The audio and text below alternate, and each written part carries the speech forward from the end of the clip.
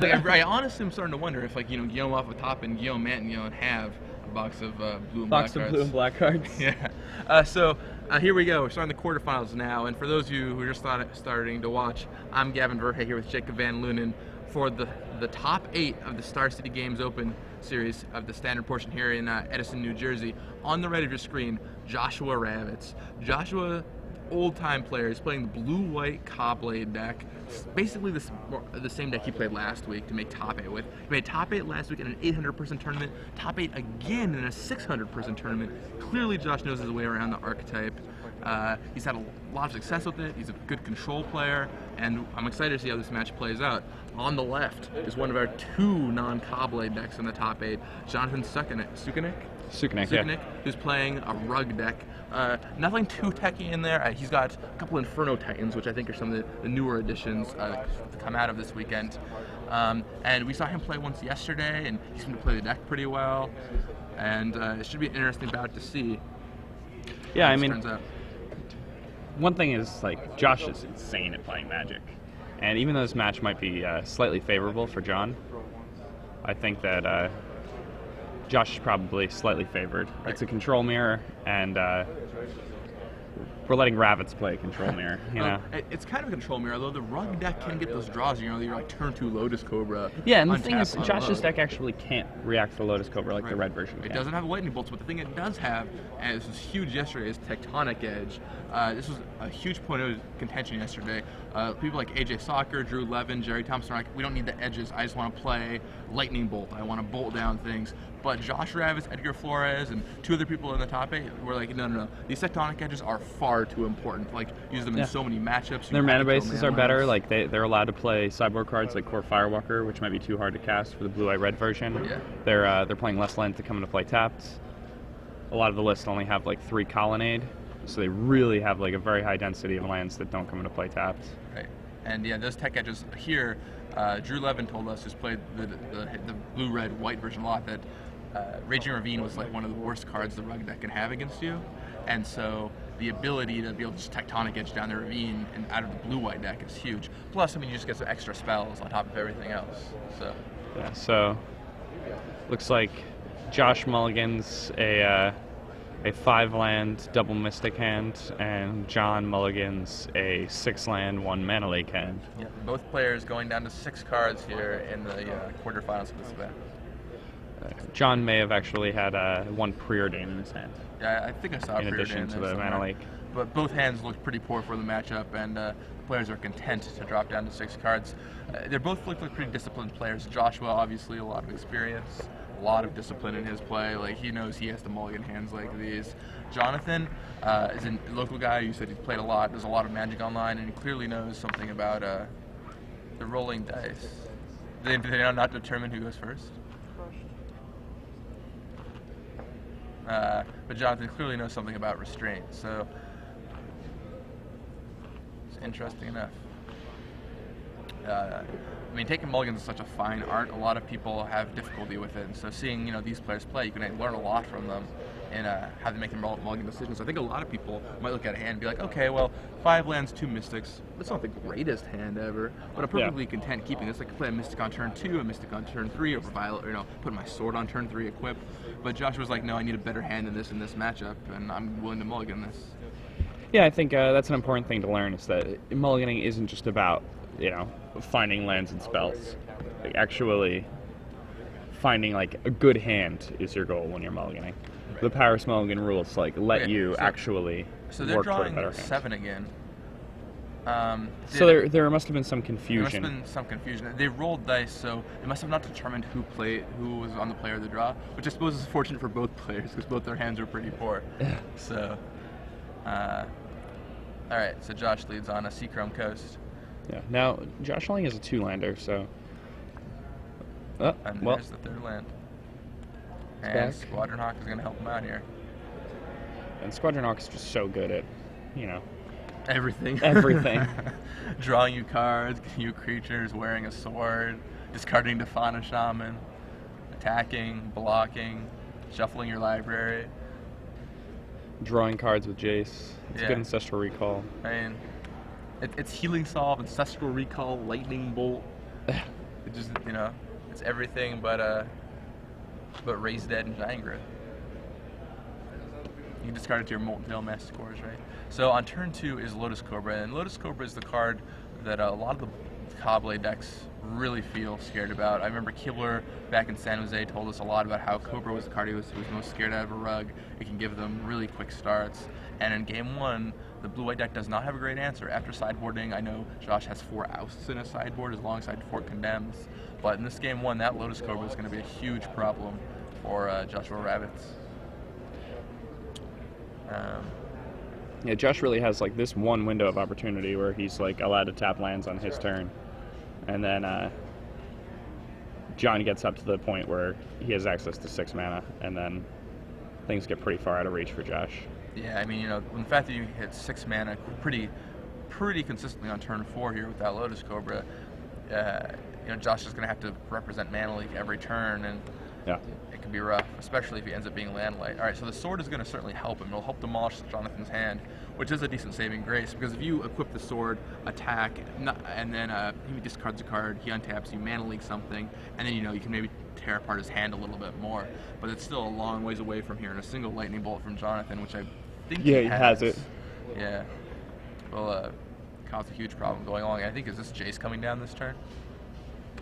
Yep, and here's a Jace the Mind Sculptor.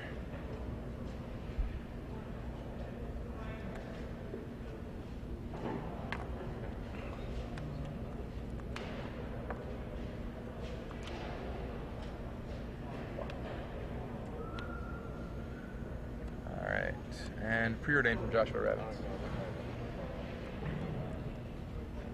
Josh really needed that Mana Leak, so. Ooh, puts both on the bottom. That's interesting. And yes, he's trying to hit his land drops. And from the back tables, Patrick Sullivan already up at game 1.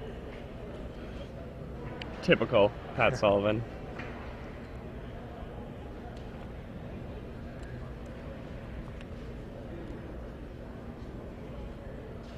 All right, so Josh replays his Hawk. Shuffles a bit more. And John looks like he's just in absolute control of this game.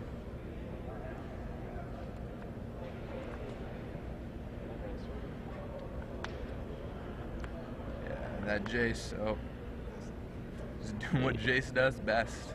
Yeah, and I mean, he does not have the fetch land to play Titan this turn, but there will certainly be Titans starting from the next turn on.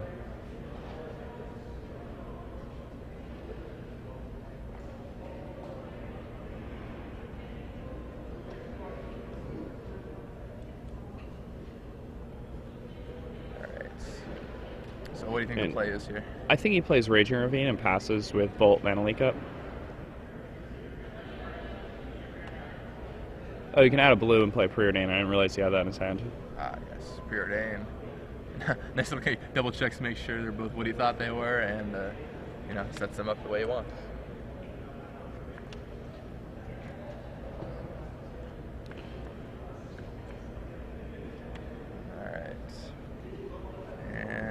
Ooh, is he going to main phase this bolt?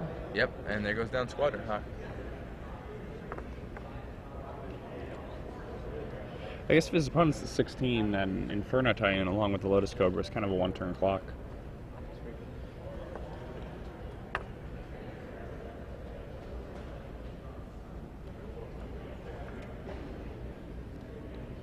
The thing is, John can afford to just use cards like that, just like use a card on a Squadron Hawk and not really worry about it. He's a Jason play. Right. It just kind of negates any sort of card disadvantage that he might have been worried about accruing. Right, and going along here, Jonathan Sukenik certainly has the advantage because he already has that Jason play. His hand is stocked full of threats. And, all right, so there's a Jace to trade now off. he gets to Mana Leak, and then he's going to follow it up with a Inferno Titan. Yeah, this is not looking great for Joshua Or Frosty. Ravitz. They're going to be a Titan plus Jace on the board. Yeah, that makes things pretty rough. Yes. Indeed. It's going...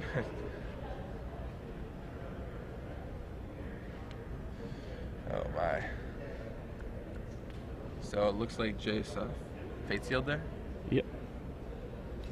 And just left the card on top. Yeah, I'm interested in that fate seal. I mean, it's very possible Jonathan just felt like, he's in control of the game. He just doesn't want to get Day of Judgment in or something similar. Or maybe he's thinking, it took Josh a little while to hit that 4th land drop. His deck has a lot of 4s. If I can simply, look at the top card of his library repeatedly and prevent him from playing 4s. and Josh, Josh just packs on the in. wall. He knows what's going on. A pretty nice subtle play there by Jonathan.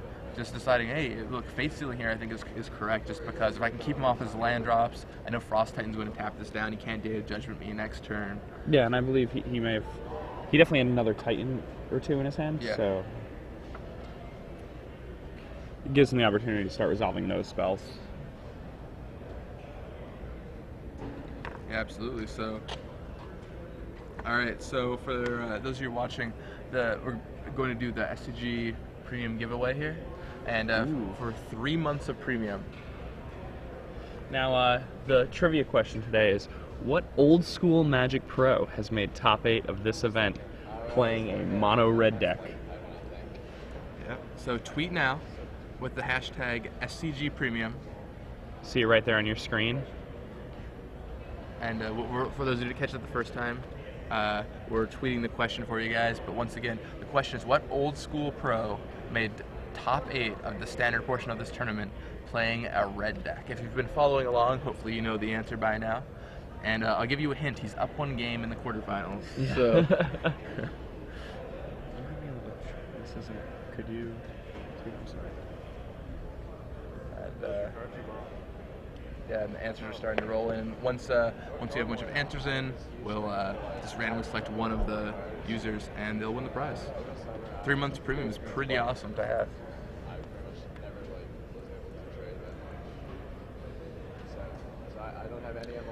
Players shuffling for the game too.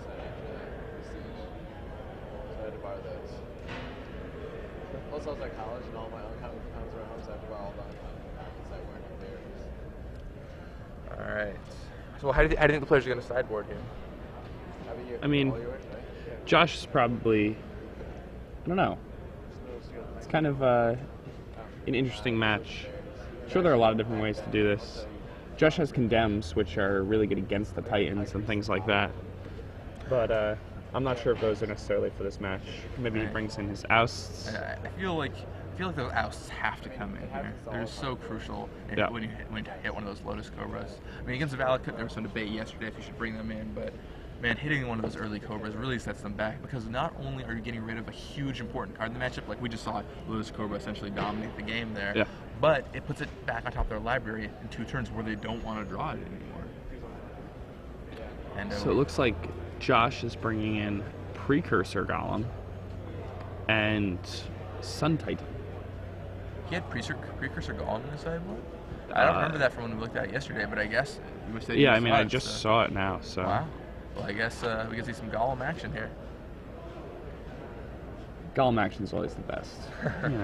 As long as that's not a Grasp of Darkness on Golem Artisan, I think it'll be okay. And I've seen, I mean, obviously there's the infamous Jordy Tate story with Grasp of Darkness and Golem Artisan, but I've seen that happen just over and over in this format, because people don't realize that the way Precursor Golem's worded is that if you target any Golem, a Changeling or a Goblin or a Golem Artisan or anything, it switches the target of all the Golems. So, you electrolyze one, Moth Dust Changeling, and all the Precursor Golems get the target on them too, which can potentially be dangerous in limited.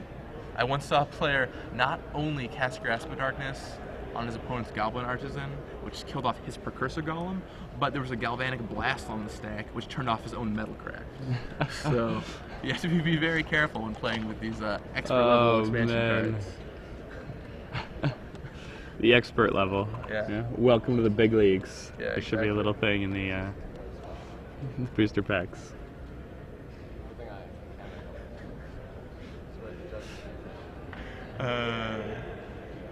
So the players diligently sideboarding up for this match. We'll see if we can get deck lists here in a second to compare what the players are bringing in.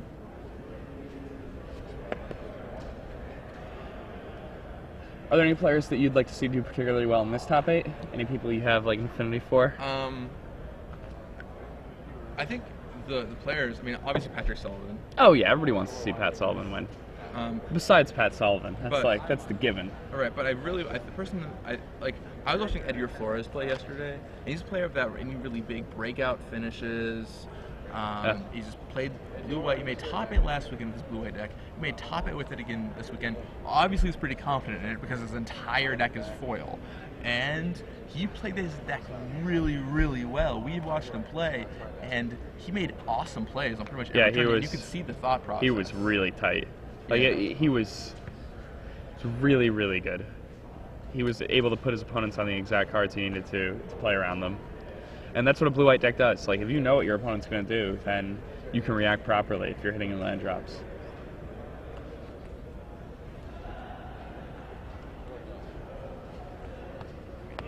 And so it looks like the players are presenting, and we're about to pick up 7 cards. And I'm pulling up the deck lists right now so we can talk about what these players might have sideboarded in.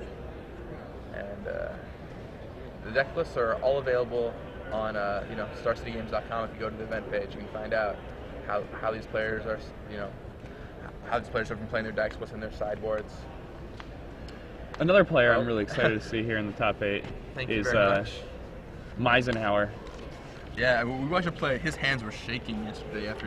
Oh yeah, I mean he was nervous. It was his first, this is his first big event. His first top 8.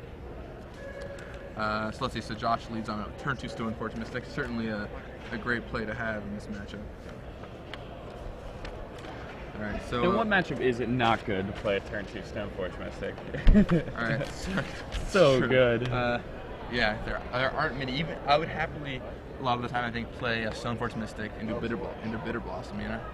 If my opponent casts Bitter Blossom or has the potential to cast it. So in Jonathan's sideboard, he's got not a ton. Maybe Mold Shambler, if that's something you think you might want to do, but it's another 6-mana spell. He's probably bringing it in, though. I can't imagine it's in the sideboard and he's not bringing it in this match. Yeah. Other than that, I don't think he has anything. Obstinate Baloth, Flash Freeze, Ratchet Bomb, Pyroclasm, and Kazul, Tyrant of the Cliffs, all in capital letters. Also, it should be noted, so on Jonathan's deck list, he has high feature match written in. Well, he's certainly got this opportunity now. He came up to me yesterday after he made top 8 and was like, I really wanted to get in the booth this week and hope I get some time. So I told him, he can maybe stop by later and say hi. Yeah, that'd be great. And see what he has to say. On the other hand, Joshua Ravitz, ousts, so 3 ousts and 2 condemns. We'll probably see those in here. Flash Freeze, I'd imagine, is probably a card that Josh brought in this matchup. Would not surprise me. Baneslayer Angel could be. What do you think he took out? You think he took out his Squadron Hawks? It's hard to say. The thing is, the equipment just gets a little sketchier if you draw it naturally, especially if your opponent's keeping in your bolts for your Stoneforge Mystics. That's true. I'd imagine you probably got that Sylvok Life Staff and maybe some of the counter magic, but I'm not totally certain. It's also possible he went down to 1 sword. I think you could maybe justify cutting the Squadron Hawks if you cut down on swords, but the Hawks just seem so good going along with the swords. And we see a sort of Feast and Famine in Josh's hand right now as he tries to figure out what the play is for him here. Facing a Stoneforge Mystic across Jonathan's board. John's just going to go for the Jace. And it looks like Josh missed his 4th land drop. No, John had an Explorer on turn 2. Oh, an Explorer. Yeah. There we go. I've never really known what I wanted to do, like what I wanted my profession to be, like long term in my life. But now I'm pretty sure I want to be an Explorer. Because there's nothing I like to do more than drawing cards and playing extra lands. The feeling of, turn 2 Explorer just feels so good when you cast it. It's everything my older brother used to do to me to beat me at Magic. Play extra lands and draw extra cards. Sure. Just the best possible thing you could ever do.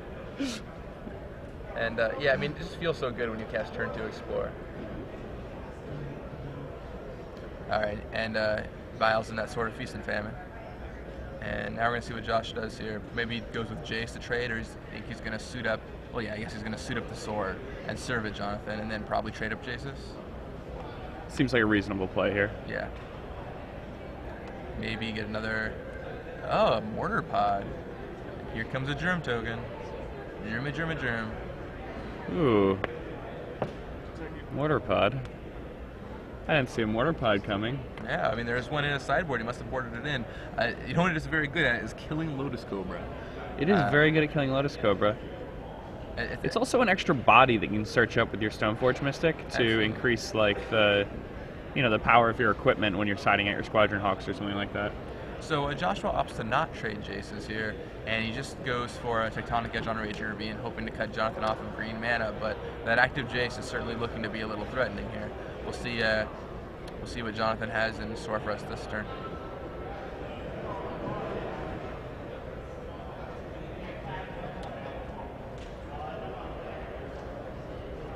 Just drinking some coffee, you know. Early in the morning. I mean, if there's anybody on the West Coast watching our broadcast right now, it is 5:40 in the morning, and I applaud you. Tweet at us and let us know if that's the case. Yeah, you're probably still on West Coast time, so this is brutal for you. It's not that bad. I got to hang out in New York for a couple days. So Nice. I adjusted to the lifestyle. With editor Steve Sadin, it was good times. So, in fact, I stayed a little bit with AJ, who's in the top 8 of this tournament, and we got to talk about his deck a lot, which is a great insight. So that sword is looking to go to that mortar pod, and kapow! German is going to sling a point of damage. The only question is if it's going to be at Jace or at Jonathan. And Joshua clearly thinking he knows this is an important decision. I mean, and Josh has to be a little bit frustrated with himself here, too, that he didn't just re-Jace the last turn. Brian Kibler, still up, left us know, come from the West Coast. Unclear if he ever went to sleep. Alright, Stoneforge Mystic comes down. And the Mystic's going to be decent. Picks up another piece of equipment, but that Jace is still threatening on the other side of the board.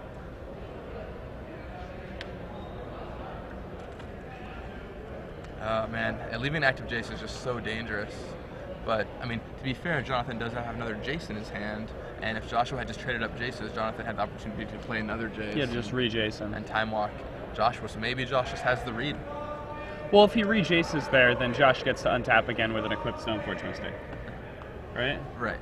So. Tiaku on Twitter is watching in Sweden right now, which is pretty cool. He said he watched all last night, and now he's watching again. So it's great to know how universal this game really is. And picks that Stoneforge Mystic back up. If there's another piece of equipment in his deck, he can tutor it up, but that doesn't seem very likely. I don't think he left that Silvok Life Staff in. It seems unlikely. So now, at this point, do you just go for Jace here and try and trade them up, or are you worried about walking into a mana leak? I mean, you're walking into so many cards. If you play a Jace, like you're walking into a Jace, you're walking into a Titan, you're walking into, I guess. I mean, I don't really know what's in his hand, though. It could just be his only play. The thing is, you kind of have to go for it, right? Because if you have to deal with that Jace. Yeah. And so Josh, I think, just shrugged and was like, "All right, well, I'm going to play this Jace. Yeah. Hope you don't have another Jace or a counterspell." And he didn't have the counterspell, but he does have the second Jace in his hand. Ooh, but he goes for the slime. This actually gives Josh a little bit of an opening.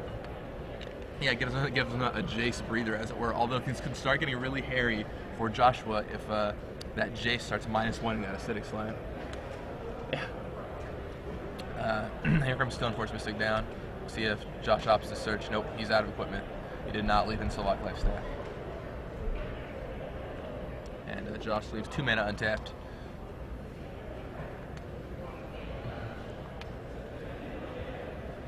Josh has Flash Freeze in his hand, so. That's certainly a good one. Wait, what color is Jace the Mind Sculptor? Blue, but there's a Spell Pierce at the front of Joshua's hand, which is a nice little one. A lot of players said that's going to be a good answer to Jace the Mind Sculptor. A lot of players said they would not leave Spell Pierce in this matchup, but Josh clearly begs to differ. And Jace is just so important. Yeah. Especially those Explore Jace hands. I think it's pretty important to have that card. And there's a Lotus Cobra. Yeah, I mean, Jace just seems so crucial. That one turn where Jonathan didn't deploy the Jace, I mean, now Joshua has Spell Pierce mana untapped, and he has the opportunity to make some plays. And now maybe he could even get in a turn or two, we could see Sword of Body and Mind coming online. So here comes another Tectonic Edge. And there's the sword. and a mana leak, spell pierces, and equips. So he uses the spell pierce to pick up some mana on the exchange, and is perfectly willing to serve in with that sword. Woof. And the sword means that can't be bounced. Let's see, mills 2 Inferno Titans, and it looks like a bunch of lands. Yeah, John wanted those lands that were on the top of his deck. Yeah. How fortunate. So another Jace by Jonathan, I believe, is the draw there. Jace isn't quite as good as it would be, though. Right now, the Stoneforge has protection from blue and green, so...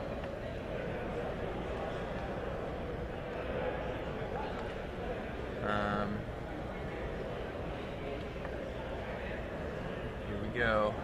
Deciding what is he gonna do? What is his course of action here?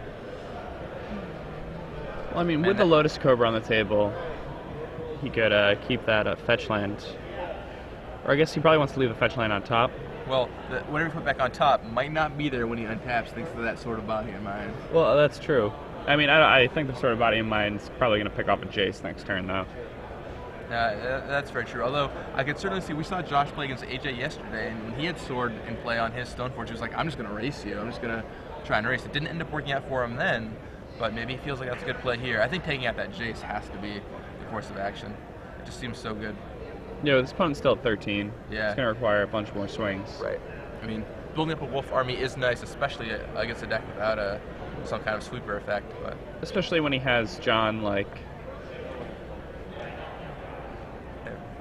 Man, that Spell Pierce looking pretty good for Joshua Ravitz. The Spell Pierce is really good for Josh. The interesting thing about that Spell Pierce is I don't know if a lot of players would have had the guts to pierce that leak there and then, basically just use it as a dark ritual, more or less. But it worked out well. I think a lot of players would be like, well, I'm trying to make sure he stays off Jace, so I'll just pass. But yeah, sort of Binding Mind there worked out really well for him equipping that turn. So he gives the wolf the Mortar Pod. The 3 toughness, surprisingly important. Yeah. And so sort of Binding Mind, Josh does opt to just go after Jonathan here. The wolf goes after the Jace, but the sword takes down some of Jonathan's cards, and then the wolf could potentially finish off the Jace with that Mortar Pod. Yeah. So we can see Jace going down right here, depending on what Josh wants to do. Yep, and Josh Mortar Pod. Seems like down. It's definitely the right play. Josh Ravitz, what a master. Very nice. And Josh looking in a good position here. He's got the sword on his Stoneforge, and he has that Celestial Colonnade, which is gonna, like, if Josh needs to race, he can really start picking up the pace. What happened to didn't Josh just get a wolf? He used it to kill the Lotus Cobra with the Mortar Pod. Oh, he's killed the Lotus Cobra. Okay, it's really good. Keeps John off double red, prevent him from Inferno almost tightening.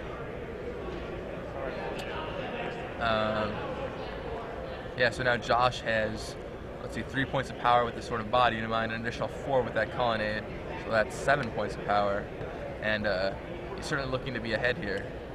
Jonathan still could potentially get back into the game. He's been holding on to what I believe is an Inferno Titan for a while now. Yeah. But that Josh could also just have counter magic in his hand, though. Yeah. So serves for 3, and hastens the clock and mills for 10 cards. And Jonathan's deck is starting to look pretty slim. I was milled by Sort of Body and Mind earlier this week. I don't want to talk about it. Was it in limited? It was in limited. Oh, that's the roughest. 40 cards, eh? Yeah, I got hit 3 times. And this game, it's Joshua who looks at the top card of Jonathan's deck and is like, you know what, you can keep that one. And Jonathan packs it in. Josh takes it to a 3rd game. And Josh played that game really well. Yeah, both players played that game pretty well, and Josh, I think, made a bunch of pretty good correct plays in a board state where his opponent looked to be ahead with that active Jace, and his opponent gave him a small window where he didn't replay his own Jace.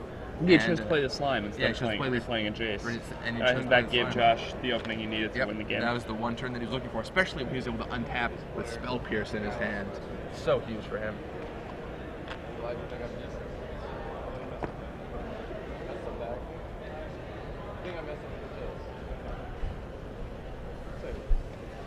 Yeah, now, have we gotten results yet on the Pat Sullivan match? Yep. Patrick Sullivan 2-0. Koth's emblem is good. Yeah, is the report I just received. Pat Sullivan wins his match 2-0. He apparently ultimated a Koth. It's exciting. It means that the top 4 cannot be 4 Cobblade decks. That's the new news. And we could potentially only see 2 Cobblade decks if Jonathan takes down Joshua here. The maximum number of call blades in the top 4 has reduced itself from 16 to 12. This is really rough for Josh though on the draw, especially if John has a Lotus Cobra. Then it's just really, really bad. I think right? I think that's where the ousts really shine. Like if he goes Lotus Cobra on the play and Josh has an oust on the draw, that can be absolutely gigantic for Joshua here.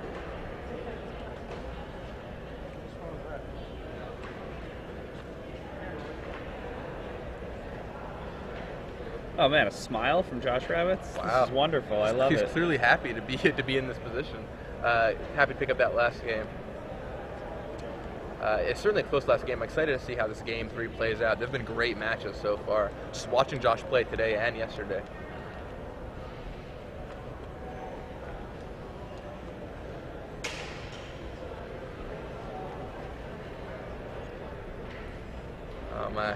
I'd just like to mention the Star City Games sleeves again. Hilarious they are. Don't daze me, bro. Don't daze me, bro.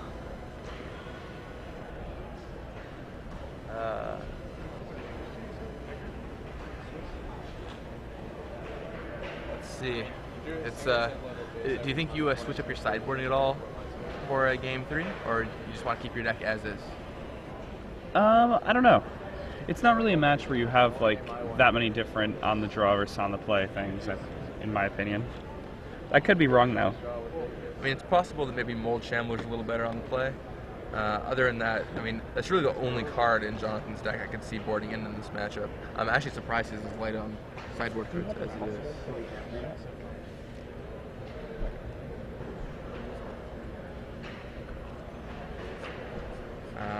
And that Mortar Pod really shined for Joshua there. That one event of sideboard certainly looks a little iffy. They're like, Mortar Pod, like, you know, just this piece of equipment. Yeah, it's really good and limited. You know, it's a first pick, but in that constructed match, it certainly did some work there. Killed off that Jace, gave a 3rd toughness to a Wolf token. Yeah, I mean, killing that Lotus Cobra might have won him that game. Yeah, killing that Cobra was huge. All right, so the players draw their opening hands here. Oh, Mortar Pod again making an appearance in Josh Ravitz's hand, but I don't know if his hand looks good enough to keep. It looks like there's double Gideon in there, a Tectonic Edge. I don't know if there's enough mana sources. And yeah, Joshua peeks at the top cards of his library, an unusual play from the disciplined magician, and he shuffles his hand back in. While Jonathan keeps what looks to be a fairly land-heavy hand, although I think I saw a Lotus Cobra, and he definitely has a Holomar Depths, which will help him dig the cards he's looking for. I mean, on the draw, Josh really needs, he needs a 2-mana counterspell. Needs like some type, like it's just tough for him. I guess an oust is good. Yeah, oust I think is probably the most important thing. Like, if your opponent's turn 2 Lotus Cobra, you really have to oust it. I think that is absolutely crucial.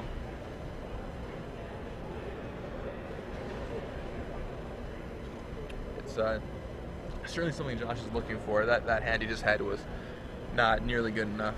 Josh has taken, is this the 2nd or 3rd mulligan in this match? This is his 2nd mulligan in the match. Mulligan. Oh, and the first game wasn't a real faux mulligan. It was a false start penalty. The players jumped out of the box a little too fast, and the judge had to be like, no. You guys both mulligan, but go back to 7 cards. You guys did not determine who was going to play or draw first, which can make a big difference.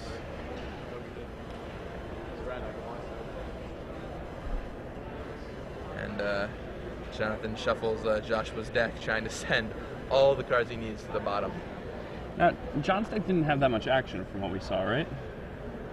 It had a Cobra, but it didn't really. Alright. So Joshua picks up a new hand. What are we seeing? I think it's Preordain, Gideon, Sword, Doesn't look like a lot of lands. Is that Plains Preordain? That's rough. Yeah, and Josh was like, no, you can't keep the Plains Preordain in hand. That's a real-life misclick if you do that.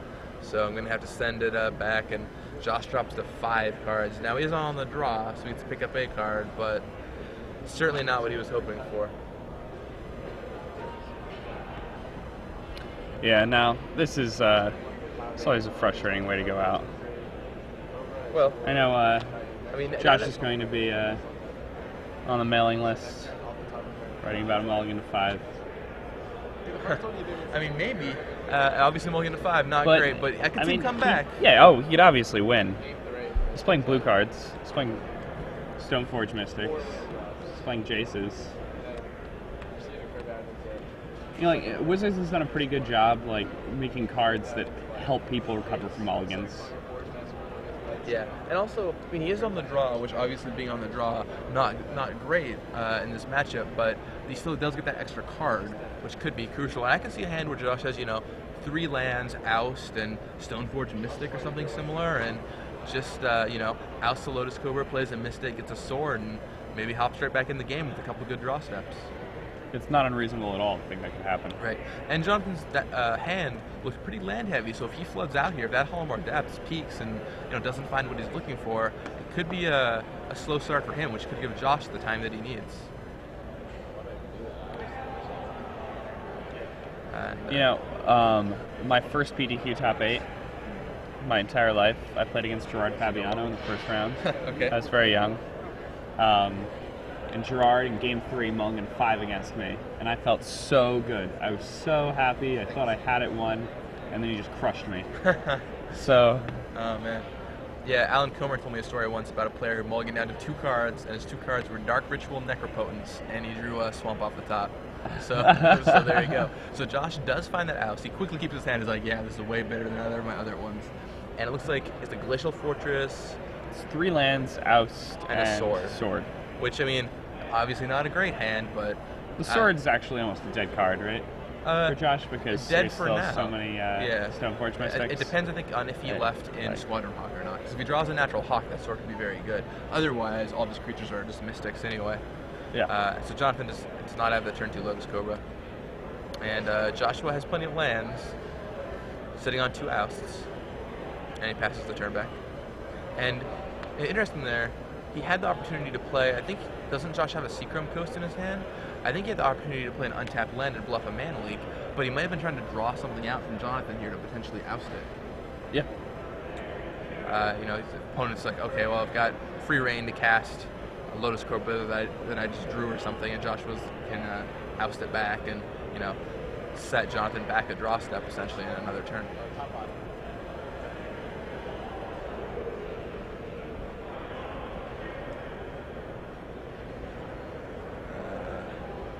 Josh, considering his next line of play, that coast is down. There's a Mortar Pod. I sort of the Mortar Pod. That's a line of play this game. Unfortunately, I don't think it's a card he wanted to draw.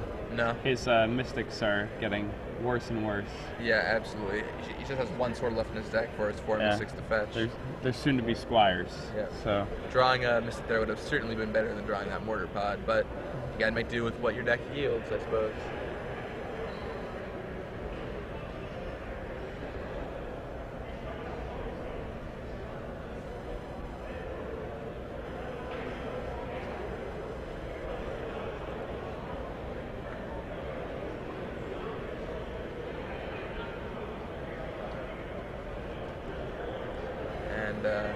So the Mortar Pod resolves. And Jonathan's still not doing a lot over there. I think that's a Lotus Cobra that he just drew this turn. Yeah. Yeah, and then he can play a fetch land, and then he can play a Jace. Yeah, that's a nice... Oh, now he just chooses to play the land and pass. Interesting. Well, in response to the fetch land trigger, Joshua could crack Mortar Pod on Lotus Cobra. That's true. Would break that up. Yeah, which would mess up that sequence of plays.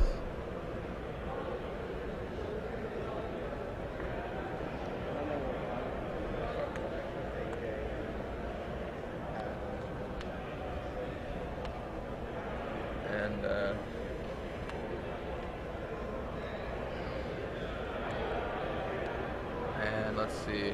So he tech edges down that Copperline Gorge.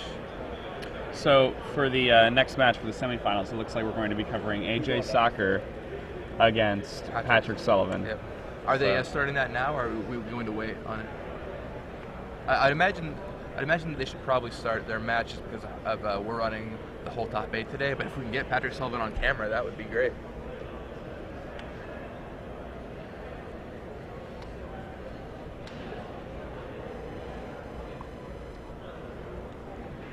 And Josh, considering what he's doing, and just unfortunistic, which could find that last piece of equipment, but it looks like it's going to get mana leaked down by Jonathan Sukenik here. And Josh cracks that Misty Rainforest. For those of you just joining us, I'm Gavin Verhey here with Jacob Van Lunen in a very tense Game 3 here at the Star City Games Open Series in Edgerton, New Jersey. On the right side of your board is Joshua Ravitz with a blue-white Cobblade. He's got a bunch of lands and a mortar pot on the battlefield. Yeah, he's on the mulligan of 5 right now. Yeah. He's not feeling too well. On mulligan of 5, although fortunately for him, Jonathan did not get a very aggressive draw. Jonathan on the left is playing Rug, although you might not be able to tell from the lack of any big creatures or Lotus Cobras on his side of the board. Joshua has been calculating, trying to figure out how he can take this game down. A mana leak on Stoneforge Mystic was just pretty strong by Jonathan here. Joshua was just trying to figure out what his course of action is that's going to be able to take this game down. Alright, so there comes the Lotus Cobra that I believe Josh ousted. So it's back. Yep, back for more. Unless, or did he mortar pot away the Lotus Cobra? I think that might just be a second Lotus Cobra. Regardless, let's see. So cracks Misty Rainforest, find a land, bring him to 4, or access to 5 mana this turn. But I'd imagine he would not force Josh to go through the double shuffle here if he was cracking that Scalding turn. So we'll see what comes out to play for 3. Well, it's actually for 4, because he played the fetch land and cracked it. So 1, 2. Oh, for 4 indeed, yeah. So yep. there is the Jace, yeah. So now with that Lotus Cobra and that fetch land, he still has enough mana to play Mana Leak. Good situation for Jonathan to be in, and that Jace is going to pull the game away. Yeah, the Jace can just run away with the game. Yeah, absolutely.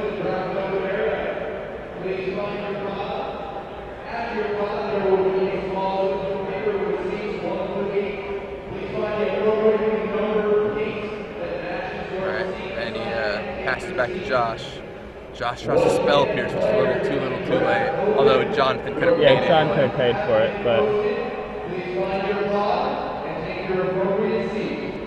Joshua ousts that Lotus Cobra. This time he does use the oust.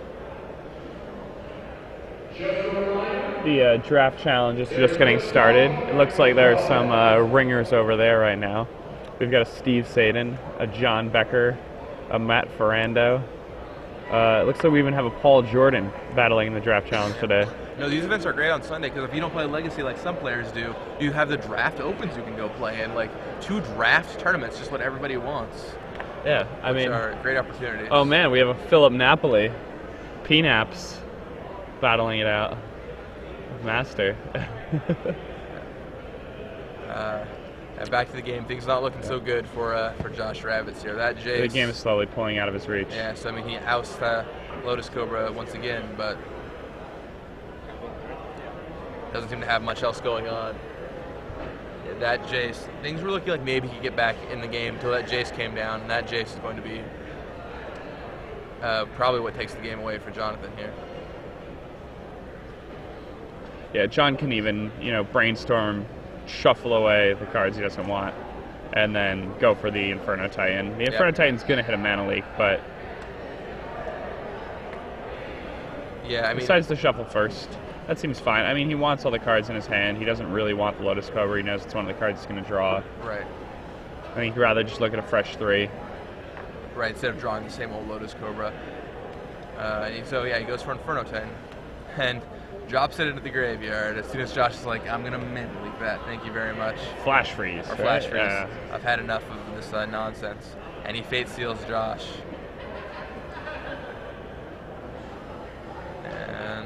deciding what he's going to do, and he just leaves it on top after thinking for a little while.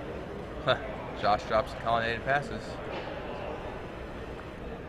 And brainstorm happening for Jace here.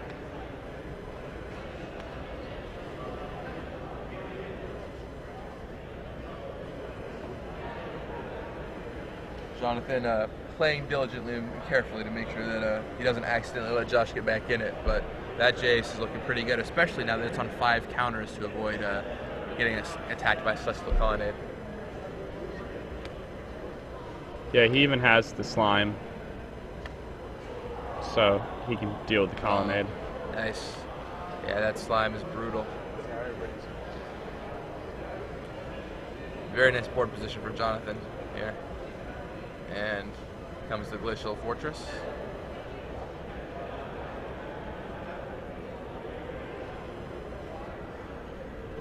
And Josh just passes.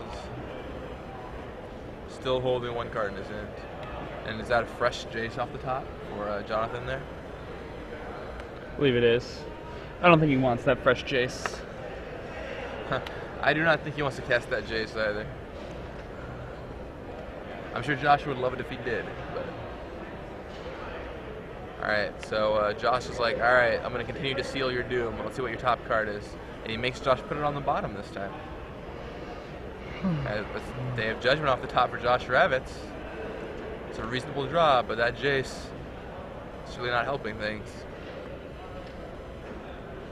Looks like we had Explore from Jonathan here. Yep, goes Exploring. Is that into a Mana Leak?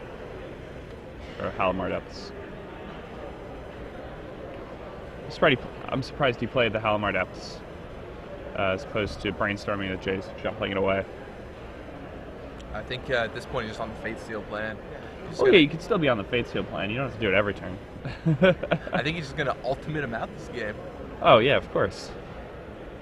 Standard procedure for the rug decks. Not really. So yeah, we just for the dice. He's like, okay, well I'm going to try Inferno Titan first. Let's see what you have. Whenever I play a deck with Jace in it, I'm always trying to win in other ways, but I always end up just ultimating my opponent. Not a bad position to be in. And he leaves the card on top of Josh's library, sending him 1 turn closer. And you oust Inferno Titan. And Jonathan's like, alright, oust away. I'm perfectly content to just continue to level up this Jace.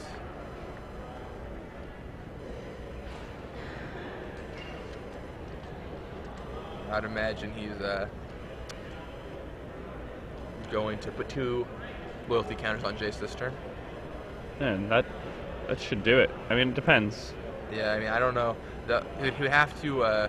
Josh needs to... He'd have to Fate Seal Josh, put the card on the bottom, and have Josh draw a Jace. Yeah, or preordain into a Jace. Sure. He just drops the Inferno Titan. And yeah, Josh concedes. And yeah, because now even if Josh draws the Jace, he's just dead to the Inferno Titan that's on the board. Yep. He just takes him down. So Josh Ravitz, Jonathan clearly happy to be there. We'll see if we can get him in the booth here in a second.